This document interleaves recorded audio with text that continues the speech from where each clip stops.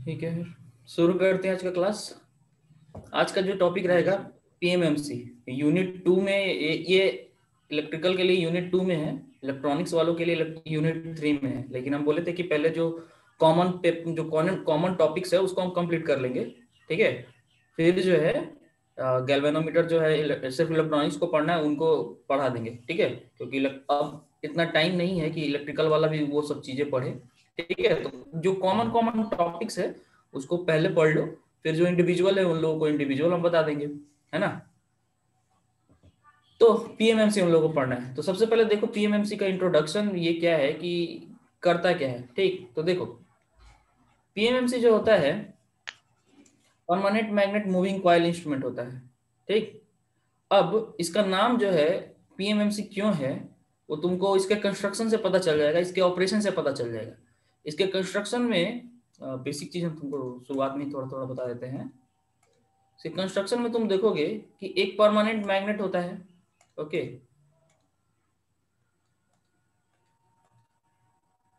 देखो एक permanent magnet होता है और उसके बीच में एक मूविंग कॉइल लगाया जाता है। ठीक, देखो परमानेंट मैग्नेट रहेगा, उसके बीच में एक मूविंग कॉइल लगा रहता है और इसी की वजह से इसका नाम रहता है permanent magnet moving coil. Okay,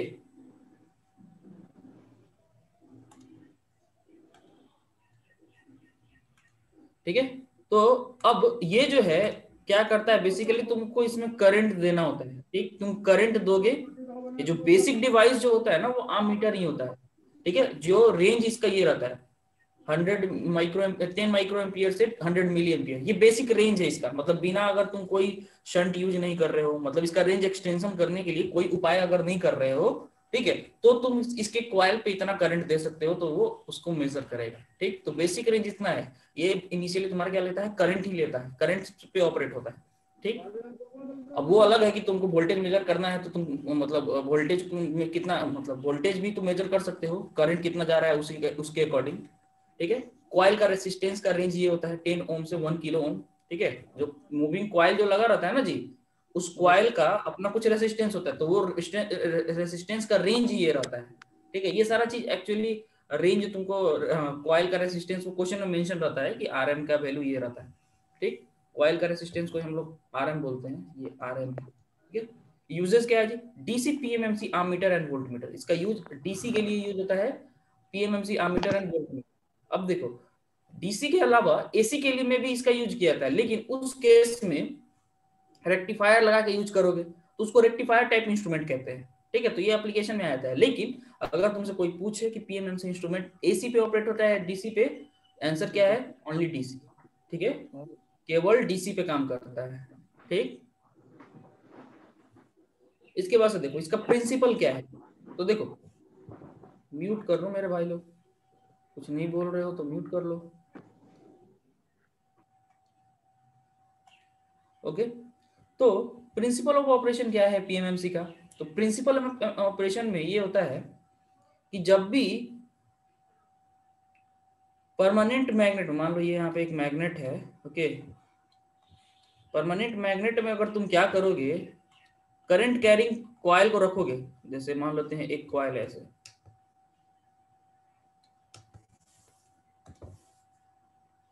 तुमने इसके अंदर एक कॉइल को रखा। ठीक, कॉइल का मतलब क्या होता है जी, वायर ले लिए, वायर को टर्न बना दिए ढेर सारा, है ना, तो वो कॉइल कहलाता है इस तरह से।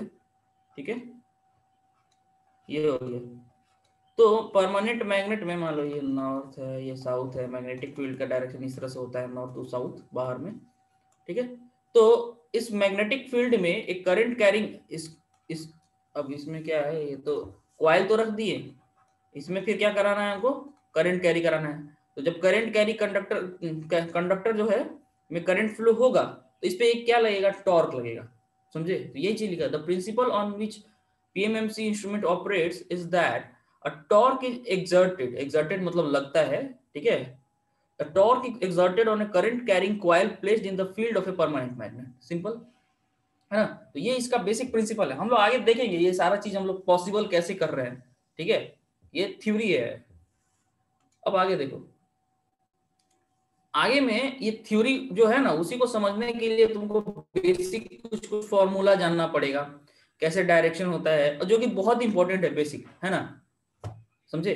ये बेसिक चीज जानना बहुत इंपॉर्टेंट है। लेकिन एक काम करते हैं हम लोग, पहले हम लोग पीएमएमसी का कंस्ट्रक्शन देख लेते हैं, फिर ये फोर्स वाला जो है चीज वो हम लोग देखेंगे, ये कैसे उसमें फोर्स लगता है, वो हम चीज उसको बाद में देखेंगे। हम लोग क्या करते हैं, कंस्ट्रक्शन वाला जो कंसेप्ट है वो क्लियर कर लेते हैं, फिर टॉर्क का जब इक्वेशन हमको पढ़ना होगा तब जाके हम लोग उसको पढ़ेंगे। ठीक है, तो पहले कंस्ट्रक्शन देख लेते हैं। तो देखो, कंस्ट्रक्शन का बहुत सारा डायग्राम, देखो ओरिजिनल कंस्ट्रक्शन तो कुछ इस तरह से होता है, ये जो फिगर तुमको दिख रहा है ये ओरिजिनल कंस्ट्रक्शन है। अब इसको बहुत तरीके से रिप्रेजेंट किया सकता है, और इसका कंस्ट्रक्शन भी बहुत तरीका हो सकता है, समझे। जैसे देखो, यू शेप का मैग्नेट यूज हो सकता है, इस तरह से तुम्हारा सर्कुलर जो शेप है, ठीक है, उस तरह का तुम्हारा मैग्नेट यूज हो सकता है। मैग्नेट डिफरेंट तरीके के यूज हो सकते हैं, ठीक। तो कंस्ट्रक्शन थोड़ा थोड़ा मतलब इसका डिफरेंट कंस्ट्रक्शन यूज भी किया जाता है, सबका कुछ कुछ कुछ कंस्ट्रक्शन का कुछ लिमिटेशन होता है कि डिफ्लेक्शन पूरा पूरा नहीं हो सकता 360 मतलब, या फिर लिमिटेड रहेगा 90 डिग्री तक स्केल। तो बहुत सारा डिफरेंट डिफरेंट कंस्ट्रक्शन, लेकिन हम लोग एक कॉमन कंस्ट्रक्शन पढ़ते हैं, ठीक है। तो और एग्जाम में आता है तो वही लिखते हैं, ठीक है। हम ज्यादा डिफरेंट कंस्ट्रक्शन के बारे में नहीं जानते हैं, एक एक सिंपल कंस्ट्रक्शन जानते हैं। मैग्नेट, उसमें उसमें क्या करेंगे हम लोग, मैग्नेट रखेंगे, मैग्नेट होगा, और बाकी सारी चीजें जो जो चीजें हैं उन सब का डिस्क्रिप्शन हम लोग कंस्ट्रक्शन में यही जानेंगे, ठीक है। तो यहाँ देखो, एग्जाम में बनाने के लिए तुम ये फिगर बना के काम चला सकते हो, समझे। ये फिगर ऐसा है कि एक ही फिगर में तुमको काम चल जाएगा। लेकिन अदरवाइज तुम बुक्स में देखोगे बहुत सारे में तुमको डबल डबल फिगर बनाना होगा, एक बार फ्रंट व्यू, एक बार टॉप व्यू, ऐसे करके, है ना। या तो ये फिगर बन जाए तो ये बना दो, ये बन जाए तो ये बना दो, है ना। दोनों में से जो बन जाए वो फिगर बना दो, ठीक है। वो तुम लोगों पर डिपेंड करता है कि कौन सा फिगर बनाना है, ठीक। और ज्यादा टेंशन नहीं लेना है फिगर में। हाँ, अच्छे से बनाओ, नहीं तो बुक में अगर देखोगे दो दो फिगर है उसको भी बना सकते हो, ठीक। तो फिलहाल हम लोग चलते हैं इस फिगर पे काम करते हैं। तो इन सब में देखो, हम सबका नंबरिंग दिए हुए हैं, नंबर, ये अलग अलग नंबर में क्या है। सबसे पहला जो चीज हम लोग देखेंगे वो है परमानेंट मैग्नेट, समझे। ये देखो, ये जो तुम्हारा हुआ परमानेंट मैग्नेट, ठीक। ये तुम्हारा पहला नंबर हो गया परमानेंट मैग्नेट, ठीक है। ये परमानेंट मैग्नेट हो गया, यहाँ पे ये परमानेंट मैग्नेट हो गया, ठीक है। तो चलो, अब परमानेंट मैग्नेट का काम क्या है, मैग्नेटिक फील्ड प्रोड्यूस करना, ये चीज तो हो गया, ठीक। हम लोग क्या करेंगे ना, बारी बारी से सब चीजों का डिस्क्रिप्शन भी पढ़ते चलेंगे। दूसरे नंबर पे क्या है, कोर है। देखो, हम तुमको बोले थे ना कि तुमको क्या चाहिए, कि कॉइल चाहिए, है ना। मैग्नेटिक फील्ड में तुमको कॉइल रखना है, तो कॉइल अगर मान लो ज्यादा नंबर ऑफ टर्न्स दोगे तो उसको सपोर्ट भी चाहिए होगा ना जी, नहीं तो कॉइल ऐसे कैसे खड़ा रहेगा। तो कॉइल को, और साथ ही एक तो कोर होता है, ठीक। कॉइल के सपोर्ट के लिए हम लोग क्या करते हैं, एक फॉर्मर देते हैं, मतलब एल्यूमिनियम, देखो इसको फॉर्मर बोलते हैं। तीसरा नंबर जो है वो फॉर्मर है। और जो ये जो मैग्नेटिक फील्ड जो है, समझे, ये मैग्नेटिक फील्ड जो पीएमएमसी के द्वारा बनाया गया है, उसको और स्ट्रॉन्ग करने के लिए, समझो, रिलक्टेंस पाथ जो है उसको मिनिमम रखने के लिए, ठीक है, रिलक्टेंस जो है उसको मिनिमम रखने के लिए, मतलब जैसे मैग्नेटिक इलेक्ट्रिकल सर्किट में कैसे रेसिस्टेंस होता है, वैसे ही मैग्नेटिक सर्किट में रिलक्टेंस होता है, समझे, जो मैग्नेटिक फील्ड को अपोज करता है। तो हमारा पर्पस ये रहता है कि मैग्नेटिक फील्ड कितना जितना स्ट्रॉन्ग रहे उतना बेहतर है। उसको स्ट्रॉन्ग रखने के लिए हम लोग क्या करते हैं ना, ये आयरन कोर यूज करते हैं। तो इससे क्या होता है ना कि तुम्हारा रिलक्टेंस जो है वो कम रहता है पूरे ओवरऑल मैग्नेटिक सर्किट का, ठीक है। तो एक चीज तो ये हो गया, कोर का एक ये पर्पस होता है, ठीक है। उसके बाद ये एल्यूमिनियम फॉर्मर है। फॉर्मर वो मटेरियल, नॉन मेटेलिक मटेरियल होता है जिसके ऊपर कॉइल को लपेटा जाता है, ठीक। अब हम लोग चलते हैं धीरे धीरे सबका डिस्क्रिप्शन पढ़ते हैं बारी बारी से, है ना। यहाँ आ जाओ। पहला पॉइंट क्या है तुम्हारा, परमानेंट मैग्नेट, ठीक है। तो permanent magnet consist of U shaped permanent magnet और एक कनकेव शेप्ड परमानेंट मैग्नेट, ठीक है। देखो, ये वाला जो है तुम्हारा, ये फिगर जो दिख रहा है ये U shape magnet permanent magnet है। ये वाला जो है तुम्हारा कनकेव शेप परमानेंट मैग्नेट है ना। तो तुम्हारा जो होता है पीएमएमसी, ये यू शेप हो सकता है या फिर कनकेव हो सकता है, which are made for alnico और एल्कोमैक्स। ये मटेरियल है, ठीक है, हार्ड मैग्नेटिक मटेरियल होता है, जिसमें कोएर्सिव फोर्स जो होता है ना, मैग्नेटिक मटेरियल में तुम लोग पढ़ोगे कभी फ्यूचर में कि कोएर्सिव फोर्स होता है, ठीक, वो काफी हाई होता है। कोएर्सिव फोर्स का मतलब है, ठीक है, मतलब मैग्नेटाइज अगर एक बार हो गया तो डिमैग्नेटाइज करने में कितना तुमको फोर्स देना पड़ रहा है, इस तरह से। ठीक है, तो जितना हार्ड मैग्नेटिक मटेरियल होता है वो उसमें ये फोर्सेस ज्यादा होते हैं। ठीक, स्ट्रॉन्ग मैग्नेटिक फील्ड क्रिएट करेगा, सिंपल सी बात जानो। और इसके मैग्नेटिक फील्ड का जो रेंज है कौन सा है, 0.1 to 1 वेबर पर मीटर स्क्वायर। ठीक है, ये इसका रेंज हो गया। ठीक, तो ये परमानेंट मैग्नेट का कहानी हो गया। ठीक है, आयरन कोर दूसरा पर्पस। ठीक है, आयरन कोर कहाँ है इसमें, आयरन कोर ये रहा, ये गोल वाला जो है सिलेंड्रिकल शेप का है ना, सिलेंड्रिकल शेप का यहाँ पे आयरन कोर है। बहुत बहुत सारे कंस्ट्रक्शन में आयरन कोर यूज नहीं भी होता है, एयर कोर से काम चला देते हैं। जैसे देखो यहाँ पे कोई आयरन कोर तुमको नहीं दिखेगा, ये यू शेप वाले में यहाँ कोई आयरन कोर नहीं है, समझे। ठीक है, यहाँ पे सिर्फ मूविंग सिस्टम तुमको दिखाया गया है। तो बहुत सारा ऐसा कंस्ट्रक्शन भी होता है जहाँ आयरन कोर यूज नहीं भी होता है, लेकिन हम लोग बोले ना तुमको एक हम लोग जनरल लेके चलेंगे जहाँ जहाँ जो चीजें सब आ जाती हैं। ठीक है, तो आयरन कोर का दो पर्पस है। पहला चीज, intensify the magnetic field by reducing the length of the air gap, समझे। ये अल्टीमेटली एयर गैप को रिड्यूस कर दे रहा है। ठीक है, बोले ना रिलक्टेंस को मिनिमम कर दे रहा है ना। तो intensify the magnet by reducing the length of the air gap.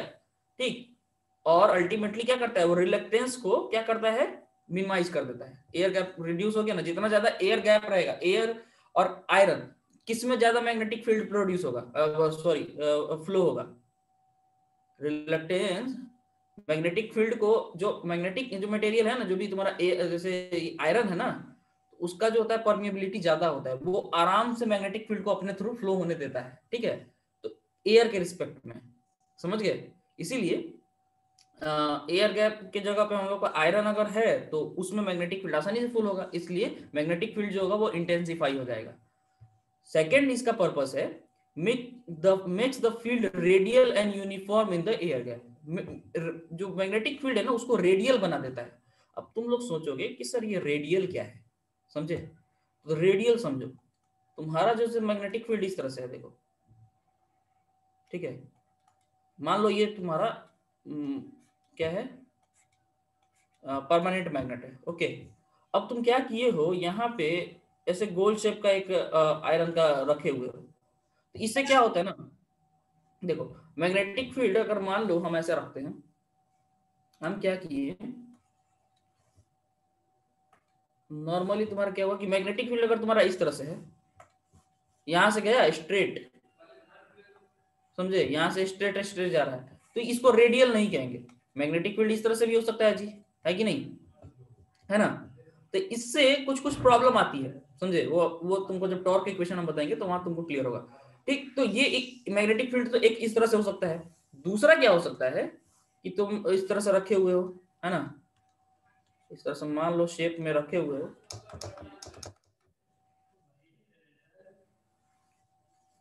Same figure में अगर तुम क्या किए,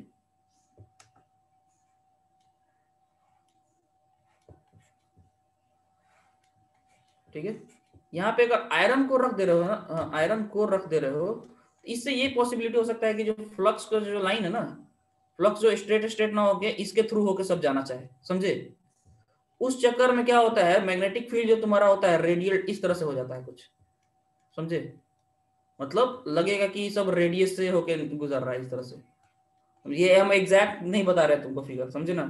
तो मैग्नेटिक फील्ड कुछ रेडियल टाइप का हो जाता है, ये रेडियल टाइप का हुआ। इसका मतलब ये हुआ कि अगर रेडियल मैग्नेटिक फील्ड अगर हम बोल रहे हैं, समझे, दैट मीन्स कि यहाँ पे अगर कोई कंडक्टर जाएगा ना, तो वो कंडक्टर पे ये मैग्नेटिक फील्ड 90 डिग्री पे होगा। मैग्नेटिक फील्ड रेडियल होने का मतलब ये होगा, अगर इसमें तुम इस तरह से कंडक्टर रख रहे हो, तो ये कंडक्टर अगर यहाँ इस पोजीशन पे है तब भी मैग्नेटिक फील्ड के साथ 90 डिग्री पे होगा, इस पोजीशन पे जाएगा तब भी 90 डिग्री होगा, इस पोजीशन पे जाएगा तब भी वो 90 डिग्री पे होगा, क्योंकि मैग्नेटिक फील्ड भी उसी तरह से कर्व होगा, समझे। तुम लोग जानते होगे कि एक सर्किल जो रहता है ना, एक सर्किल, यहाँ पे कोई भी अगर पॉइंट लोगे सर्किल का, ये कोई भी पॉइंट लो, है ना, यहाँ से ये जो रेडियस होता है ना वो क्या होता है जी, परपेंडिकुलर होता है, तुम जानते हो ना। यहाँ से टेंजेंट ले लो, रेडियस पे कोई भी टेंजेंट ले लो, ये 90 डिग्री होता है, ये तुम लोग को पता होगा, समझे। तो यहाँ पे कोई भी कंडक्टर रहेगा ना, इसके चारों तरफ कोई भी कंडक्टर का पोजीशन कहीं भी रहे कॉइल का, तो वो 90 डिग्री परफेक्टली रहता है, समझे। तो इसका ये एडवांटेज होता है, वो आगे तुमको जब टॉर्क की इक्वेशन में बताऊंगा तो वहां क्लियर हो जाएगा। ओके, तो रेडियल मैग्नेटिक फील्ड का अपना एडवांटेज है। ये इसीलिए it makes the field radial and uniform in the air gap. ठीक है, तो मैग्नेटिक फील्ड जो तुम्हारा यूनिफॉर्म रहेगा और तुम्हारा क्या होगा, रेडियल हो जाएगा। ठीक है, तो ये पॉइंट तुम लोगों को अगर क्लियर हो गया तो फिर हम लोग चलते हैं, सबको बनाना नहीं है सबको फिगर को। ठीक है, देख के समझ के कहानी खत्म कर देना है।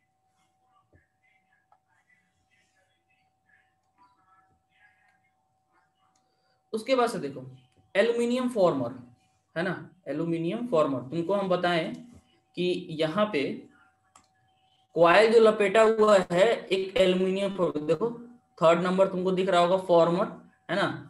फॉर्मर होता है, जैसे देखो इस फिगर में हम तुमको दिखाए हुए हैं थर्ड नंबर पर, ये रेड वाला जो है फॉर्मर है, उसके ऊपर जो है ब्लू वाला वो कॉइल को लपेटा गया है, समझे। तो एक मटेरियल होता है उसके ऊपर, तुमको फॉर्मर के ऊपर क्या करते हैं हम लोग, कॉइल को लपेट कर रखते हैं, बेस प्रोवाइड करता है, सिंपल सा समझो। ऐसा मान लो अगर है फॉर्मर बीच में, छोड़ो, है ना, ये मान लो एक रेक्टेंगुलर इस तरह का आइटम है, समझे।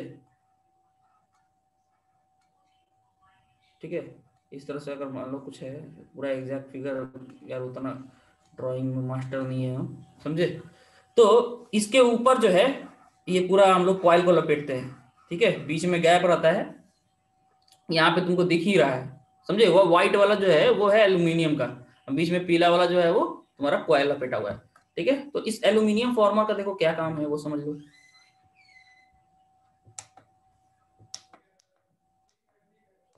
देखो पहला काम क्या है, to provide base for copper coil, ये तो हम तुमको ऑलरेडी बता दिए, कॉपर कॉइल के लिए क्या देगा जी, बेस प्रोवाइड करेगा। इसके अलावा एडी करंट डैम्पिंग, तुम लोग को बताया था ना जी, लास्ट क्लास में तुमको सबको किए था ना जी, है ना।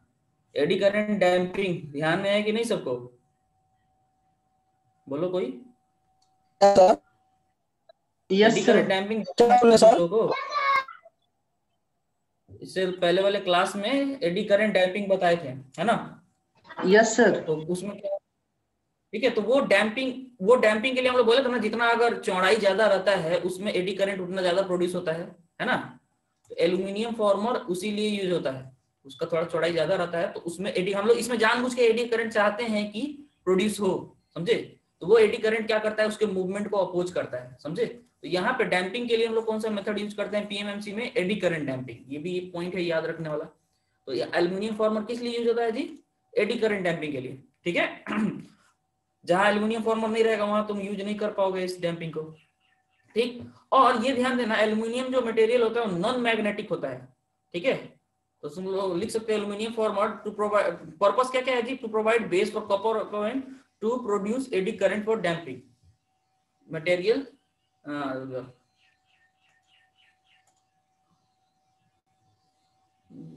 हम लोग एक पॉइंट इसको इस तरह से ना लिख के, इसको हम लोग क्लियरली क्या लिखते हैं, एक स्टेटमेंट ही दे देते हैं, non magnetic material is used for aluminium farmer.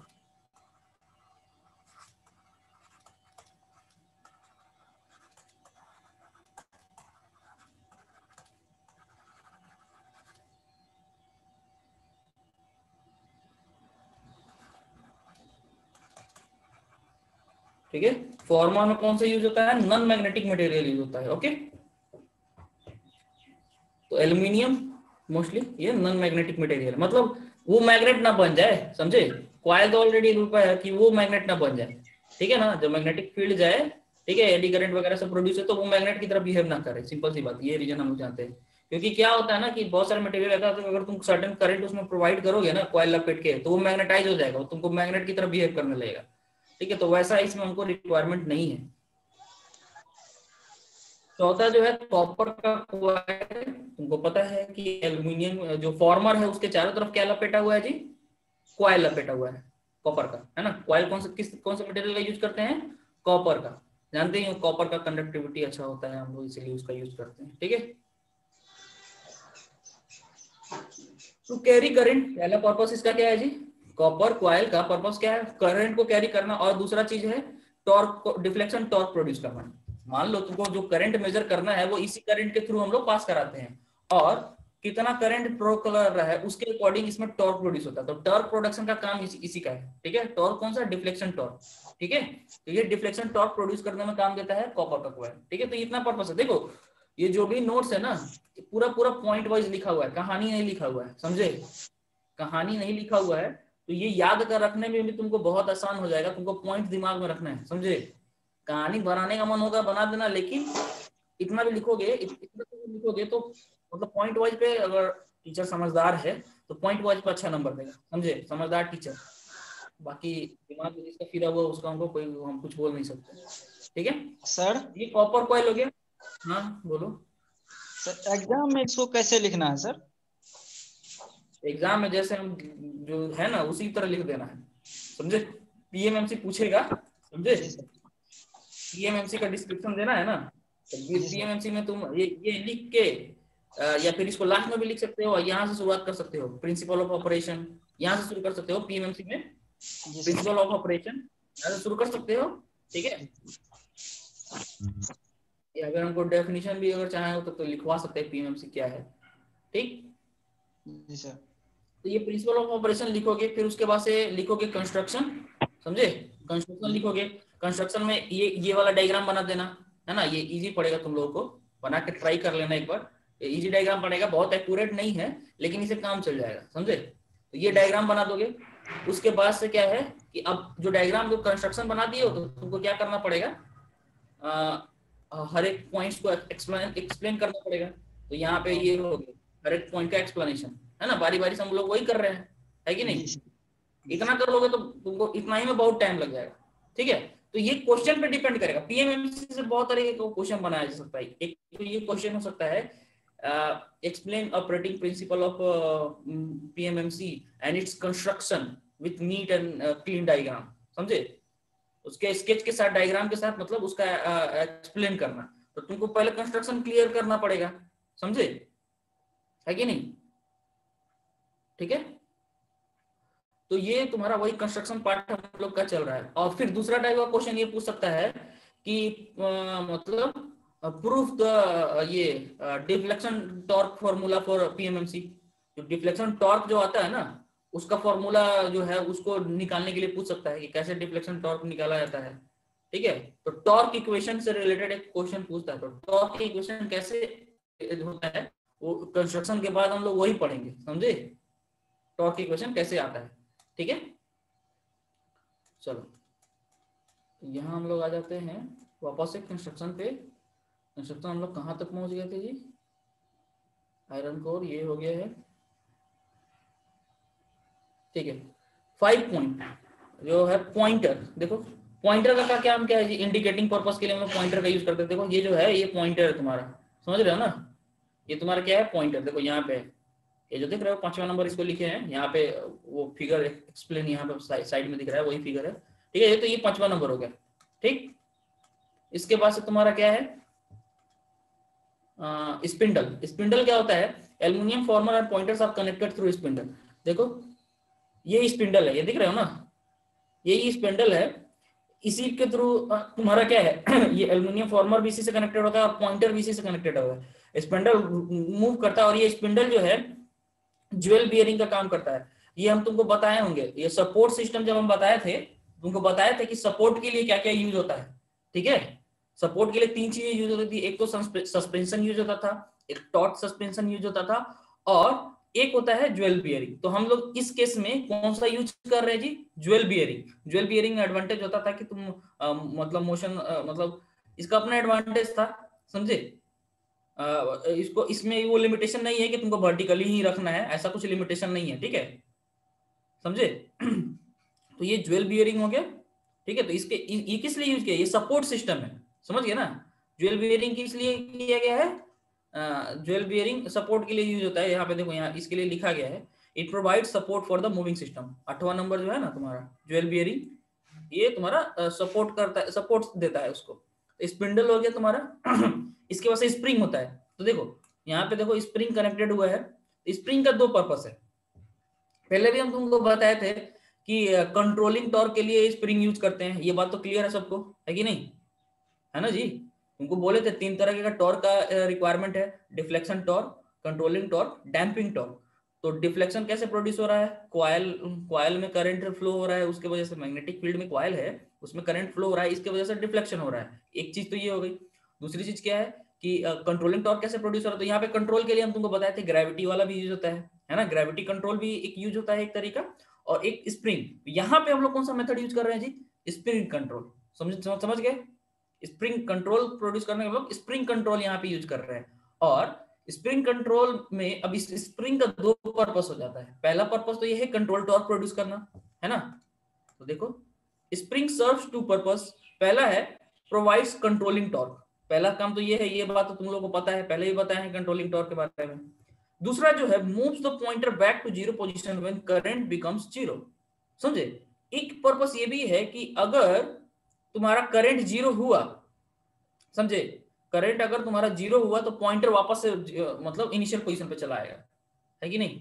एक ये पर्पस होता है इसका, ठीक है, समझ गया ना, ठीक है। तो चलो इसके बाद से ज्वेल बियरिंग के बारे में बता दिए। ज्वेल बियरिंग जो बना रहता है सैफायर मटेरियल का बना होता है, बस नाम याद रखना है, ठीक है। सैफायर मटेरियल का ज्वेल बियरिंग बनता है, ऑब्जेक्टिव क्वेश्चन में ये पूछता है। तो ज्वेल बियरिंग किसका बना रहता है, यहाँ पे लिख दो, इसमें एक पॉइंट देके इट इज मेड ऑफ। मान लो तुम लोग अपने अपने से कुछ कुछ पॉइंट्स भी लिख सकते हो ना, जैसे मान लो हम ऐसे लिखे हुए नोट्स करके made of material called sapphire, इसको लिख सकते it is made of material called sapphire, ठीक है। इसका पर्पस क्या क्या है, to avoid wear and tear, to reduce friction, यहाँ पे लिख सकते हो, यहाँ पे इट इज यूज फॉर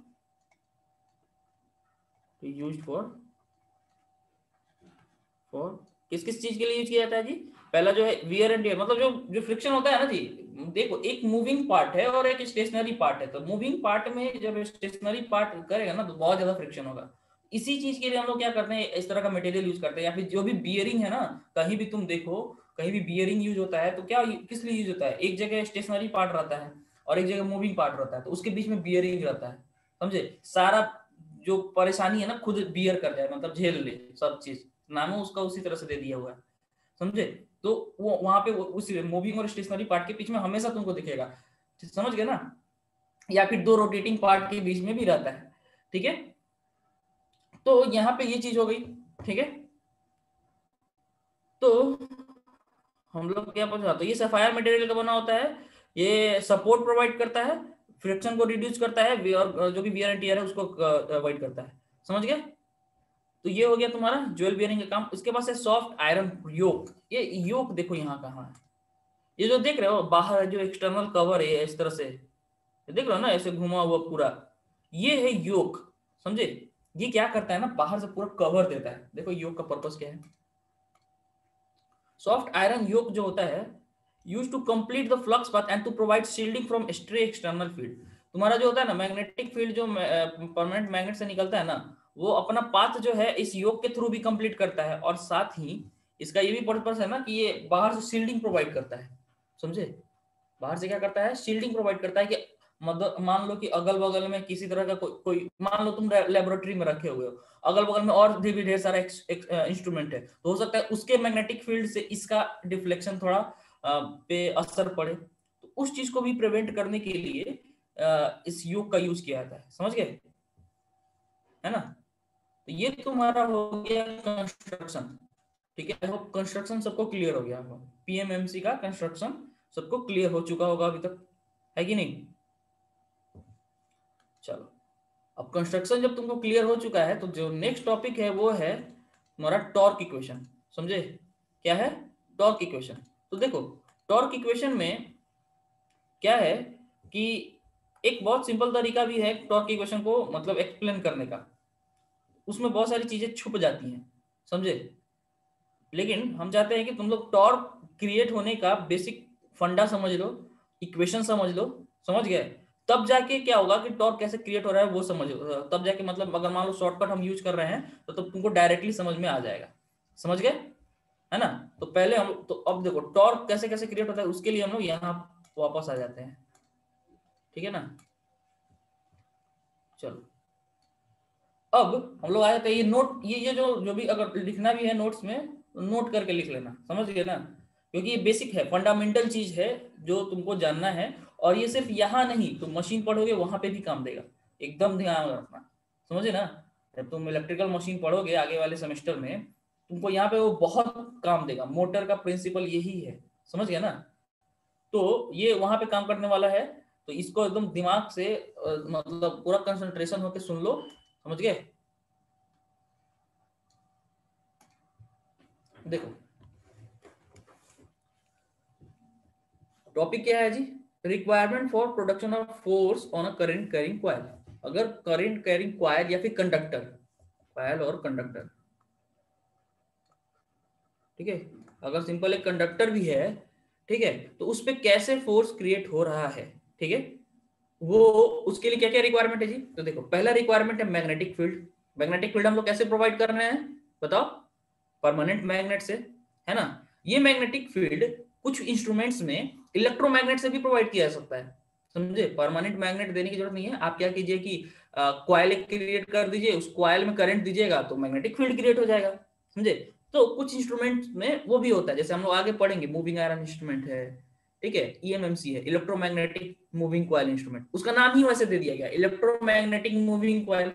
जैसे ये परमानेंट मैग्नेट मूविंग कॉइल है, एक इंस्ट्रूमेंट ऐसा होता है जिसका नाम है क्या, इलेक्ट्रोमैग्नेटिक मूविंग कॉइल, समझे।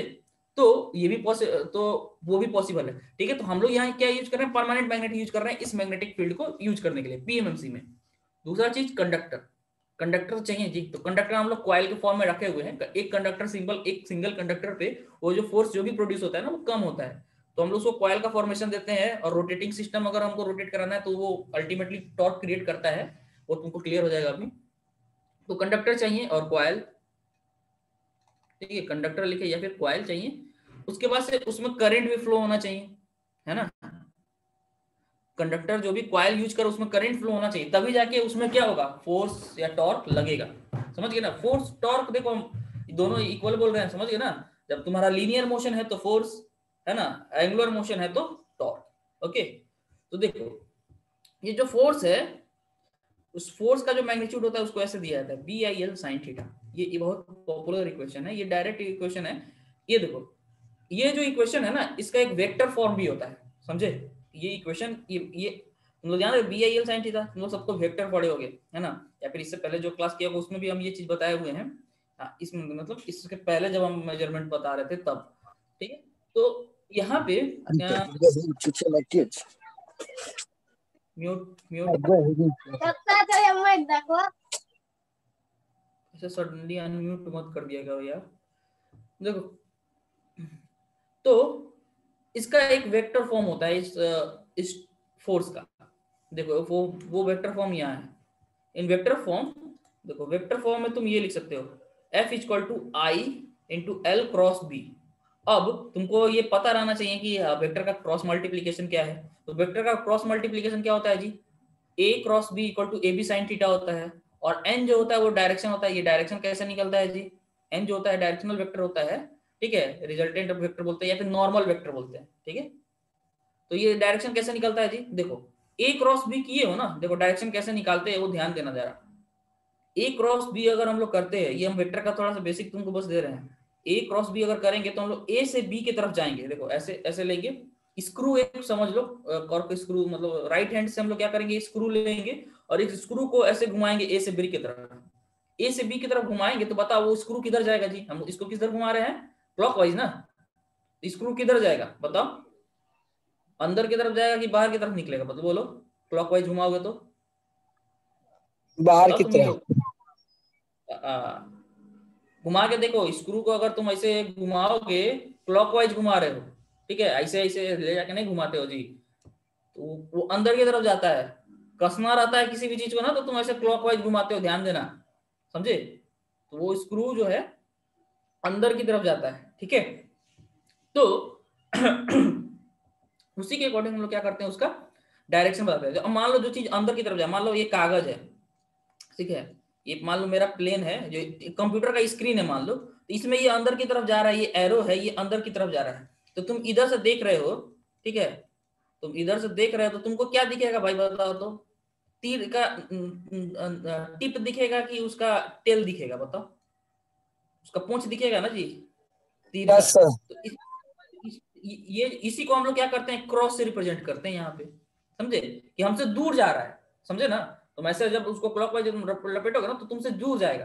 तो ये तो यहाँ अब चलो यहाँ, तो ये जो हमारा ए और बी जो है इस प्लेन पे है, ध्यान से देखो यहाँ पे जो प्लेन है ना, इस प्लेन पे ए और बी है, समझ गए ना, इस प्लेन पे ए और बी है, और तुम्हारा इसका जो इस पे जो फोर्स लगा है, जो इसका रिजल्टेंट है ना नॉर्मल, वो इस प्लेन के अंदर की तरफ जा रहा है, समझ गए, ठीक है ना। ये वेक्टर तुम लोग पढ़े होगे अगर बढ़िया से फर्स्ट सेमेस्टर सेकंड सेमेस्टर में, तो तुमको ये रियलाइजेशन हो जाएगा, ठीक है। नहीं होगा तो फिर जाके बेसिक अपना देख लेना, है ना, वेक्टर वाला पढ़ लेना। देखो क्या होता है ना कि नया चीज जब तुम लोग पढ़ते हो तो बहुत सारा बेसिक बेसिक चीज आता है, तुम लोग आदत रखो कि अगर कुछ नया टर्म आ रहा है तो उससे रिलेटेड जो टॉपिक है, जो बेसिक हमको जानना था, वो जाके वहां से रिवाइज कर ले, है ना। पढ़े होगे हो सकता है उतना दिमाग में नहीं हो, तो एक बार रिवाइज कर लोगे तो यहाँ पे और अच्छे से समझ में आएगा, और वो रिवाइज कर लो तभी वो चीजें तुम्हारे दिमाग में रहेगी, एप्लीकेशन जब पता चलता है तभी आदमी दिमाग रखता है। और ये बहुत बेसिक चीज है, ये आज नहीं तो कल तुमको दिमाग में आ ही जाना है, नहीं रखोगे तो इतना नहीं समझोगे तो बहुत सारी चीज तुम लोग को पढ़ना है इलेक्ट्रिकल इलेक्ट्रॉनिक्स में, ठीक है। ये वेक्टर तो कॉर्क स्क्रू रूल से हम लोग क्या करिए, रिजल्टेंट का डायरेक्शन निकाल दिया ना, तो ये इनटू द प्लेन निकल गया, है ना। अब जैसे मान लो ए यहाँ रहता और बी ऊपर की तरफ रहता, तो देखो ए से ऊपर की तरफ हम लोग जाते तो हम लोग किधर निकलता जी, देखो ए नीचे की तरफ है, इसको ऊपर किस डायरेक्शन घुमाना पड़ता, क्लॉकवाइज या एंटी क्लॉकवाइज, ये बताओ। ए से बी की तरफ हम लोग जो जा रहे हैं, समझे, तो इसको एंटी क्लॉकवाइज घुमाना पड़ेगा। क्लॉकवाइज एंटी क्लॉकवाइज समझ में आता है ना मेरे भाई। क्लॉकवाइज इस डायरेक्शन को बोलते हैं, घड़ी के घूमने यस सर। के जो डायरेक्शन होता है ना, इतना तो तुम लोग को समझ में आ जाना चाहिए भाई, है ना, ठीक है। तो इतना जब तुम लोग समझते हो तो तुम्हारा बताओ ए से जब तुम बी जाओगे तो कौन सा डायरेक्शन होगा, क्लॉकवाइज या एंटी क्लॉकवाइज, एंटी बोलो। क्लॉकवाइज। एंटी एंटी क्लॉकवाइज होगा ना, क्लॉकवाइज। तो एंटी तुम्हारा क्लॉकवाइज। जो स्क्रू जो है वो अंदर की तरफ जाएगा कि बाहर की तरफ, बाहर की जो भी तरफ। तुम जब करोगे ना बाहर की तरफ निकलेगा, समझे। तो जब बाहर की तरफ निकलेगा तो उसको हम लोग ये टिप से उसको समझते हैं कि वो टिप है, समझे। हम लोग समझते हैं कि एरो बाहर की तरफ आ रहा है, तो मेरे जब तरफ एरो आ रहा है तो हम देखेंगे तो हमको एक बिंदु दिखेगा कि नहीं जी, इसका जो एरो का जो तीर का जो है ना, बस हमको एक बिंदु दिखेगा, इसीलिए हम एक टिप से उसको रिप्रेजेंट कर देते हैं। देखो ये रिप्रेजेंटेशन है, ये रिप्रेजेंटेशन बताता है कि वो बाहर की तरफ आ रहा है, समझ गए। तो ए क्रॉस बी में तुम्हारा ऐसे निकलता है, ठीक। तो वैसे ही यहाँ पे हम लोग वेक्टर फॉर्म में जो फोर्स का जो फॉर्मूला है, जो यहाँ पे ये जो यहाँ पे जो फॉर्मूला था ना, B I L sine theta, ये बस मैग्नीट्यूड था। देखो यहाँ पे हम लिखे हुए हैं, ये क्या है, सिर्फ मैग्नीट्यूड है, समझ गए।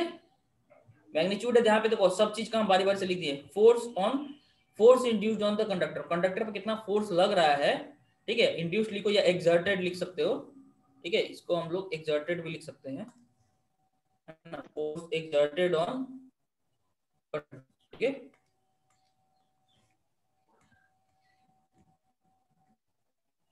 तो कंडक्टर में कितना फोर्स लगा वो हो जाएगा, ठीक है, ये फोर्स, ठीक है, ये हो गया। उसके बाद से तुम्हारा बी जो तुम्हारा क्या हो जाएगा, मैग्नेटिक फ्लक्स डेंसिटी हो जाएगा, है ना। ये यहाँ पे बी क्या है जी, मैग्नेटिक फ्लक्स डेंसिटी है, किस चीज का, जो भी मैग्नेट तुम यूज कर रहे हो उसका मैग्नेटिक फ्लक्स डेंसिटी कितना है वो डिपेंड करेगा। जैसे हम लोग परमानेंट मैग्नेट देखे थे ना जी, परमानेंट पीएमएमसी में वो रेंज कितना बताए थे, 0.1 वेबर पर मीटर स्क्वायर से 1 वेबर पर मीटर स्क्वायर, है ना, ये पीएमएमसी में है, ठीक है। पीएमएमसी में बहुत स्ट्रॉन्ग मैग्नेट रहता है, बाकी सब में देखोगे जब तुम बाकी बाकी धीरे धीरे पढ़ोगे ना, उस सबका इससे कम रहता है रेंज। ये सब टॉपिक को कभी ऑब्जेक्टिव में पूछता भी है, पीएमएमसी में रेंज उसका, ठीक है। तो इतना रेंज का रहता है, ठीक। तो ये बी हो गया मैग्नेटिक फ्लक्स डेंसिटी, इसका यूनिट क्या होता है, वेबर पर मीटर स्क्वायर। पर मीटर स्क्वायर, है ना, और टेस्ला भी बोलते हैं इसको, ठीक है। तो ये हो गया फोर्स तुम्हारा किस में होता है जी, फोर्स का यूनिट बताओ तुम लोग, फोर्स का न्यूटन। Newton sir. ठीक है, न्यूटन, ठीक है। न्यूटन का और भी कुछ होता है, और भी कुछ होता है फोर्स का, डाइन सर। वो भी होता है, F equal to M A होता है ना जी, इसको हम लोग लिख सकते हैं ना, के जी, एम ए को के जी लिख सकते हैं, इसको क्या लिखते हैं, मीटर पर करना होता है, मीटर प्रति सेकंड मीटर पर स्क्वायर। सेकंड स्क्वायर, है ना, यस वो भी सर। लिख सकते हैं, ठीक। इसके बाद से आ जाओ, करंट तुम्हारा तो रहेगा एम्पियर में, है ना। आई जो हुआ वो करंट हो गया, एल क्या हो गया, लेंथ ऑफ द कंडक्टर, ठीक। थीटा कितना हो गया, angle between magnetic flux density and length, देखो लेंथ के बीच में, अब तुम लोग सोचो कि सर लेंथ का डायरेक्शन कैसे निकालेंगे। मान लो कंडक्टर का लेंथ, तो लेंथ तो तुम्हारा अपवर्ड है कि डाउनवर्ड है, ये कैसे तुम डिसाइड कर पाओगे जी, है ना। लेंथ मान लो ऐसे एगो डंडा खड़ा है, इसका डायरेक्शन कैसे बताओगे, ऊपर की तरफ है कि नीचे की तरफ है। तो लेंथ का अपना कोई पर्टिकुलर डायरेक्शन नहीं होता है, लेंथ तो एक स्केलर क्वांटिटी है ना जी, है। तुम्हारा ये लेंथ है सिर्फ, मतलब यस हम सर। लोग इसको, इसमें जब करंट हम लोग दे रहे हैं ना, जब इसमें करंट दे रहे हैं ना, तब जाके इन दोनों का कॉम्बिनेशन जो है वो एक पर्टिकुलर डायरेक्शन में हमको बता रहा है। तो यहाँ पे जो लेंथ का जो डायरेक्शन हम लोग एज्यूम कौन सा करेंगे, यहाँ पे हम लोग लेंथ का क्या क्या डायरेक्शन मतलब मानेंगे, जो करंट इसमें जो जिस डायरेक्शन में फ्लो हो रहा है उसी को उसका डायरेक्शन मान लेंगे। समझ गए। तो देखो, angle between B and length direction is decided by direction of current in it. समझ गए। लेंथ का डायरेक्शन कैसे डिसाइड किया जाएगा, लेंथ का डायरेक्शन कैसे यूज किया, कैसे डिसाइड किया जाएगा, करंट के थ्रू सर। करंट का डायरेक्शन किधर है, ठीक है। ये फॉर्मूला समझ में आ गया। तो ये फॉर्मूला का सिर्फ मैग्नीट्यूड था, है ना, और इसका वेक्टर फॉर्म ये है। और उस वेक्टर फॉर्म से पहले हम तुमको क्या किए हैं, पहले यहाँ पे वेक्टर का हम लोग क्या किए हैं, बेटिक वेक्टर के लिए थोड़ा सा बस इंट्रोडक्शन दे दिए हैं। समझ गए ना। तो ए और बी के जब टर्म,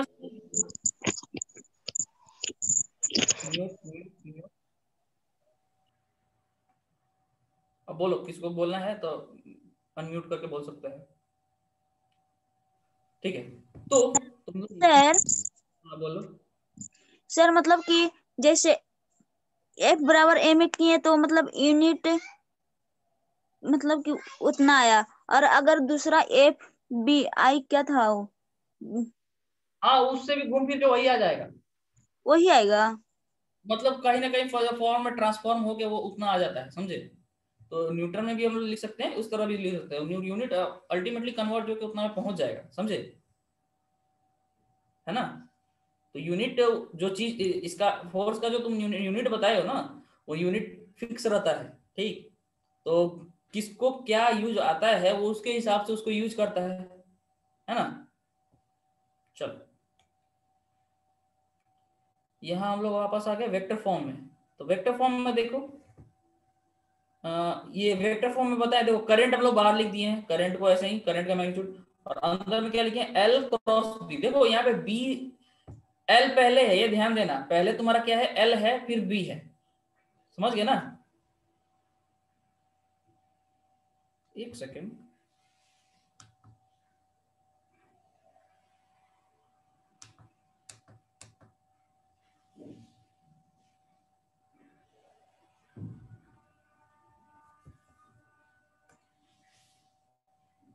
ओके। तो ये फॉर्मूला हम लोग देख रहे थे, तो इस फॉर्मूला में समझो, यहाँ पे